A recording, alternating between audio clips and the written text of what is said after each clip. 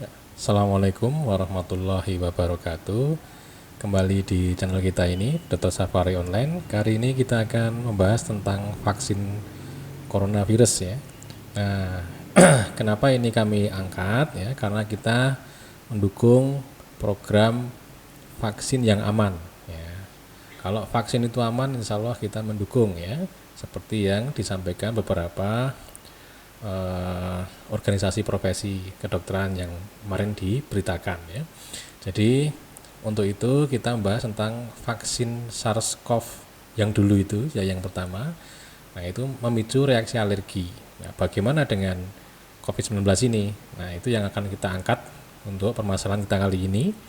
Nanti pembahasan kita itu adalah sebenarnya isi pembahasannya itu adalah hasil penelitian yang dilakukan oleh Seng dan kawan-kawan mengenai percobaan mengimunisasi atau memvaksinasi hewan coba dengan menggunakan virus corona, vaksin virus corona, beberapa jenis vaksin virus corona, nanti ada 4 ya.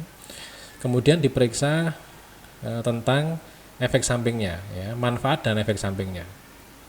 Nah, kemudian nanti setelah kita bahas, kita sampaikan hasil penelitian Seng dan kawan-kawan ini, nanti kita akan mempertanyakan ya, apakah hal yang sama akan terjadi pada vaksin COVID-19 ini ya. Nah, nanti coba kita lihat bersama-sama. Penelitian ini dilakukan di tahun 2012 ya. Nah, kita coba dulu pahami ya, kita gali dulu ternyata penelitiannya Seng dan kawan-kawan itu. Nah, itu menggunakan 4 jenis vaksin ya, vaksin corona yang pertama ya, SARS-CoV yang pertama itu. Yang pertama adalah menggunakan vaksin dengan jenis virus utuh yang diinaktifkan dengan formalin, kemudian masih ditambah lagi dengan diinaktifkan dengan sinar ultraviolet. Nah, itu yang jenis vaksin pertama yang disuntikkan nanti. Yang kedua adalah vaksin dari virus utuh yang diinaktifkan dengan beta propiolakton ya, ini mirip dengan virus vaksin dari COVID-19 yang sekarang digembar-gemborkan itu ya. Nah, kemudian yang ketiga menggunakan vaksin dari virus like particle. Artinya apa? Artinya itu seperti hanya rumahnya virus saja, tapi tidak ada materi genetiknya. Jadi struktur virusnya masih ada ya, tetapi tidak mengandung materi genetik. Nah, kemudian yang jenis vaksin yang keempat yang digunakan adalah vaksin DNA atau vaksin yang berbasis materi genetik dari virus corona. Nah, kemudian hewan yang dipakai untuk percobaan itu adalah mencit babsi dan C57BL6 ya. Mengapa menggunakan dua ini ya? Memang karena terutama mencit babsi ya. Mencit babsi itu banyak digunakan untuk penelitian-penelitian di bidang imunologi ya. Kemudian mencit C57BL6 yang babsi itu di bidang vaksin ya, imunologi juga sih, tetapi banyak digunakan untuk percobaan vaksin ya. Mencit C57BL6 juga begitu, dia banyak digunakan di penelitian-penelitian imunologi ya. Sehingga tidak heran kalau kedua jenis mencit ini yang dijadikan hewan coba. Kemudian, nah bagaimana cara penelitiannya ya? Mencit baik babsi maupun C57BL6 itu kemudian divaksin secara intramuskuler, jadi vaksinnya itu disuntikkan lewat otot ya, pada hari ke-0 dan pada hari ke-28 ya. Nah, vaksinnya apa saja ya? 4 tadi ya. Satu kelompok vaksinnya yang satu jenis, satu kelompok lagi satu jenis begitu ya. Jadi ada beberapa kelompok ya. Nah, kemudian pada hari ke-28 sebagian hewan itu dimatikan ya, dikorbankan ya, untuk diperiksa kadar antibodinya ya, baik apa tidak terhadap antibodi terhadap virus corona yang SARS-CoV ya, yang pertama dulu. Kemudian sebagian yang lain ya, hewannya itu tetap dipelihara ya, sampai nanti pada hari ke-56 hewan yang masih disengaja dipertahankan untuk hidup ini diberikan virus hidup lewat hidung ya. Kemudian 2 hari kemudian, ya ini pada hari ke-58 tikus dikorbankan untuk diperiksa paru-parunya. Ya. Kemudian bagaimana hasil percobaannya?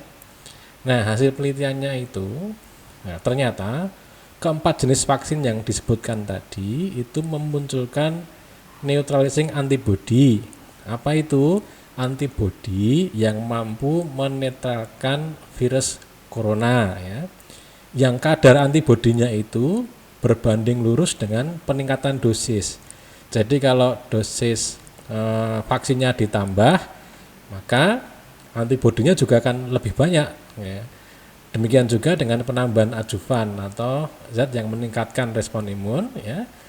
Nah, itu juga akan meningkatkan kadar antibodi yang mampu menetralisir virus corona. Nah, itu yang pertama. Yang kedua, semua hewan yang divaksin, ya, semua hewan yang divaksin terjadi pengurangan jumlah virus pada paru-paru dalam 2 hari setelah paparan virus corona hidup lewat hidung. Ya, artinya memang antibodinya bekerja dengan baik, itu ya. Nah, cuma semua hewan yang disuntik vaksin itu mengalami kelainan paru-paru setelah 2 hari dipaparkan virus corona yang hidup tadi, ya. Tadi kan yang di hari ke-28, ya, kan dimatikan, ada yang dimatikan. Itu juga ada yang diperiksa paru-parunya, ternyata tidak ada kerusakan. Nah, tapi setelah dipaparkan, ya, dengan virus corona hidup ternyata ada kerusakan paru-paru, ya, walaupun jumlah virus yang ada di paru-paru itu terjadi pengurangan, ya.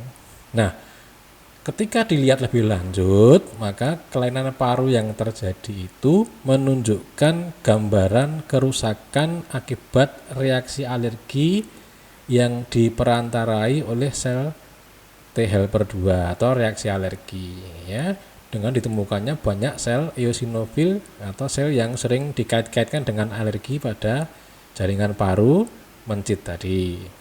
Nah, terus bagaimana dengan vaksin COVID-19 ini? Ya, tentu kita belum tahu, ya, karena penelitiannya masih berjalan, ya. Cuma dulu ketika diuji coba pada hewan itu memang hasilnya ada yang baik, ya. Artinya tidak ada kelainan apa-apa dari mencit yang dipercobakan ataupun kera yang dipercobakan. Bisa dilihat lagi nanti PowerPoint-nya, videonya di vaksin COVID-19 bagian 1, ya, inactivated virus vaccine, itu sudah kami sampaikan. Tapi ada juga hasil penelitian yang sebaliknya, ya. Jadi ada yang setelah divaksin malah jadi tidak baik, ya. Ada yang seperti ini, ya, dari hewan cobanya, jadi mampu menetralisir virus tapi ada kerusakan di paru-paru. Nah, karena sudah ada hasil penelitian uji klinik tahap 1 dan kedua, yang tentu kalau hasilnya tidak baik tidak akan dilanjutkan ke uji klinik tahap ketiga, maka kita tunggu saja nanti hasil penelitian dari uji klinik tahap ketiga dari vaksin yang sedang dikerjakan ini. Nah, laporan sementaranya walaupun belum tengah penelitian, ya, laporan tengah itu, ya, tengah penelitian. Menurut penelitinya, ketua penelitinya konon katanya baik, ya, hasilnya. Nah, cuma kita lihat saja nanti setelah laporan sementaranya ada. Ya, kalau nanti memang vaksinnya tidak menimbulkan apa-apa, berarti vaksin COVID-19 tidak menimbulkan reaksi alergi. Atau bagaimana nanti kita lihat hasilnya. Demikian, ya, sehingga nanti kalau hasil itu keluar memang aman, ya, kita dukung bahwa vaksin COVID-19 ini aman, tidak menyebabkan reaksi alergi. Nah, saya yakin nanti Badan POM itu akan netral, akan bersikap profesional. Nanti kalau aman akan dikasih izin, kalau nggak aman tentu tidak akan dikasih izin oleh Balai POM, gitu, ya.